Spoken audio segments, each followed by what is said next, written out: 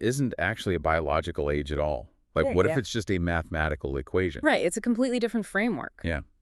Because today, we're taking a look at a financial blueprint that basically argues your 65th birthday is, well, it's utterly irrelevant. Completely irrelevant. Imagine not having to work until you're 65. Mm-hmm. What if you could literally reclaim your time in your 30s or 40s? I mean, that is the dream scenario for most people, isn't it? It really is. So, welcome to the deep dive. We are looking at a stack of source material provided by you, the listener. And today, we're dissecting financial literacy and this massive cultural shift known as the FIRE movement. Which stands for Financial Independence, Retire Early. Exactly. And, for anyone following modern finance, you likely know the acronym. But our mission today isn't to just recite basic definitions. No, we want to get into the actual mechanics. Right. We are going to decode the exact mathematical rules, the lifestyle choices, and the behavioral psychology traps that separate people who just work really hard for their money from people whose money actually works hard for them. And we really need to establish a baseline before we get into the architecture of all this time ownership, because financial literacy at this level isn't just about counting your money. No, definitely not. It's not about setting up some basic household budget or, cutting back on your morning lattes. It is about understanding the mechanics of earning, managing, saving, and critically investing. Okay, let's unpack this. Because before anyone can execute a strategy to bypass the whole traditional 9-to-5 corporate timeline, they need a precise target. You have to know your exact destination. Right, so the sources outline two mathematical pillars. First is financial independence, where your investments essentially pay for your life.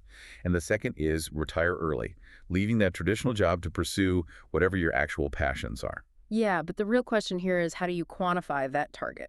Exactly. And the sources use this thing called the rule of 25.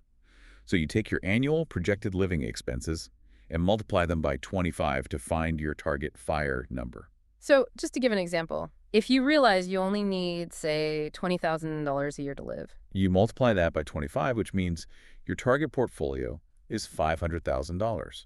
Simple math. Very simple math. On paper, at least. Right, but once you hit that target, then what? That's where the 4% rule comes in. The idea is that once you hit that $500,000 target, you can safely withdraw 4% annually to pay for your life. And theoretically, the rest just keeps growing in the market so you never run out of money. Think of your investment portfolio like a custom-built engine. If you know you need to burn $20,000 worth of fuel a year, you basically just need to build a $500,000 engine to endlessly generate that exact amount of fuel for you. I love that analogy. And what's fascinating here is why the 4% rule theoretically works. It's all about the balance between your withdrawal rate and the ongoing market growth. So the engine is actually generating more power than you're taking out. Exactly. The 4% rule assumes you are only ever warming your hands by the heat of the engine.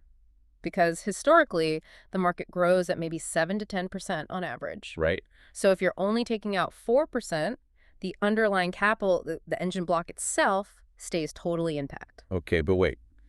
Living on $20,000 a year implies a very, very specific type of life. It certainly does. What if you, the listener, want to travel first class? Yeah. Or maybe you just want to work a little bit on your own terms. This kind of leads perfectly into the different flavors of the FIRE movement. Yeah, because FIRE isn't this rigid, one-size-fits-all doctrine. So let's talk about lean FIRE first. Lean FIRE is essentially extreme minimalism. Right, focusing purely on getting to freedom as fast as humanly possible by keeping your expenses incredibly low. Exactly. These are the people happily living on that $20,000 or $30,000 a year. They ruthlessly optimize everything just to cross that finish line. Which is impressive, but maybe not for everyone. Definitely not. On the complete opposite end, you have fat FIRE. Oh, fat FIRE.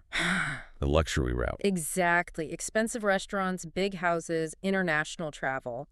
But obviously, that requires a much higher target number and way heavier investing during your working years. Because if you want to spend $100,000 a year, your engine needs to be $2.5 million instead of $500,000. Exactly. I mean, I love the idea of fat FIRE, but the source material introduces a middle ground called barista FIRE. And honestly, barista FIRE sounds like a total cheat code. It really is a brilliant strategy. Because you save enough to escape the high-stress rat race, the corporate ladder, but you still work a low-stress part-time job, like literally being a barista. Right. Just to cover daily groceries and, critically, in places like the U.S., health insurance. Yes, you get your health insurance covered by the part-time gig, which leaves your main investment totally untouched to just compound in the background. And it connects to the bigger picture perfectly. Yeah. It shows that you're aligning your personal values and your desired comfort level with your financial target. So you don't have to be a miserable millionaire, and you don't have to live in a van eating rice and beans if you don't want to. Right, you just pick your flavor. But once you know your lifestyle and your target number, how do you actually gather the funds? I mean, you cannot invest without saving first. That is the ultimate bottleneck. The math means nothing without the seed money. So let's pivot to the mechanics of saving. The sources lay out a few methods. The first one is pay yourself first. Which means immediately putting 10 to 20% into savings the second you get paid, before rent, before shopping, before anything. Right. And then there's the 50-30-20 rule, which is super popular. 50% for needs, 30% for wants, and 20% for your future self. Which is a great baseline. But to hit fire numbers, people usually push that 20% way, way higher. But the greatest threat to pulling that off, according to the sources, is lifestyle inflation. Oh, absolutely. It's like running on a treadmill. You get a raise at work, and then you immediately upgrade your car. You upgrade your apartment. And suddenly you're sweating just as hard, you're working just as many hours, but you haven't actually moved a single step forward financially. That is exactly it.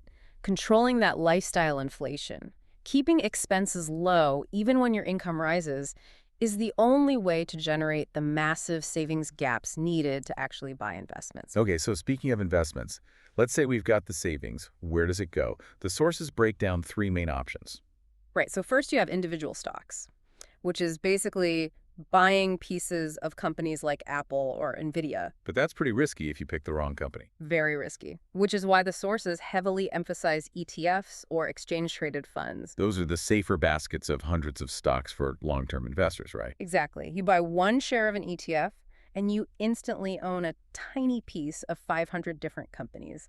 It spreads the risk out automatically. And the sources also mention crypto. They do, but they frame it as a high-risk, high-reward play that should only be a very small part of the portfolio, if at all. Right, which brings us to the golden rule of investing, diversification. Yes, diversification is everything. It's the underlying mechanism that actually ensures steady, long-term wealth growth by actively reducing your risk. So spreading money across ETFs, safe bonds, maybe some real estate, and some riskier assets, so that if a single market crashes, it doesn't just wipe you out entirely. Exactly. You're building different compartments. If tech stocks drop, maybe your bonds hold steady. It's about stability. Okay, so the rules are simple. Save a lot, avoid the treadmill, invest in diversified assets. It sounds foolproof. On a spreadsheet, it is. Right. But if it's this simple, why doesn't everyone do it? Why are so many people stressed about money? Because achieving financial independence is 20% knowledge and 80% behavior. 80% behavior. That is huge. It is. The invisible hurdles aren't the stock market. They are psychological traps that cause people to fail over and over again. So let's break down these traps. The first one the sources highlight is the FOMO trap, the fear of missing out. Oh, this one is everywhere right now with social media. Yeah, it's blindly throwing your life savings into high-risk assets like meme coins or whatever is trending on social media just because some influencer claims they made millions. Right. It's abandoning your diversified, boring ETF strategy because you feel like you're falling behind your peers. It's dangerous. And the second trap is instant gratification, which essentially boils down to buying things you don't need to impress people you don't even like. And this requires differentiating between an asset and a liability. Which seems basic, but it trips everyone up. An asset puts money in your pocket, like an index fund or a rental property. A liability takes money out, like a fancy new car that depreciates the second you drive it off the lot. Right. We prioritize the immediate status symbol over the invisible, slow-moving security of an actual asset. But the trap that I found the most fascinating in the source material is what they call the illusion of safety. Ah, This is the idea of just keeping your cash, quote-unquote, safe under the mattress or, sitting in a regular checking account. and this raises an important question, right? Why do our brains think cash is safe? Because the number never goes down. If I put $100 in a box 10 years later, it's still a $100 bill. But that ignores inflation. Say inflation is running at 5%. That turns your $100 into essentially $95 of purchasing power in just one single year. So what does this all mean? It means keeping your cash, quote-unquote, safe under the mattress is actually a guaranteed way to lose money every single day. Exactly. It's a mathematically guaranteed negative return. But our brains are wired to prioritize instant gratification and nominal safety over long-term financial security. We fear the volatility of the stock market more than we fear the silent theft of inflation. It's totally counterintuitive. So if we Uh, know we are psychologically flawed, if our brains are actively working against us, how do we win? to bypass our own psychological flaws, we need a rigid, automated blueprint. Right. We need an action plan. So how does the listener start from scratch today? Step one is building the emergency fund. Right. Saving 3 to 6 months of expenses. And critically, doing this before you start aggressively investing.